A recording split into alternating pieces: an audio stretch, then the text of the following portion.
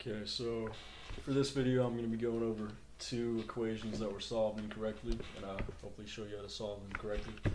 So the first one right here, we have the square root of x minus 2 plus 5 equals 7, and everything is going pretty well up until this line right here where they try to divide by the square root, which you can't do. That doesn't make sense. Because that's, the square root of x minus 2 is the entire term. You can't just isolate the square root and divide by it. So over here I solved it correctly, hopefully, by squaring both sides of the equation, and I ended up getting x equals 6.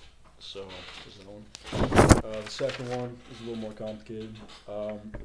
We have the sine of theta minus 2 plus 5 equals 7.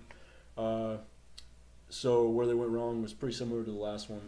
They tried to divide by the sine, which again doesn't make sense because the entire term is the sine of theta minus 2. You can't just isolate the sine. So there's a couple ways that you can solve it correctly. One is to use the difference identity of sine of alpha minus beta, which I show right here. I just set up the equation because it's extremely complicated to actually solve it that way.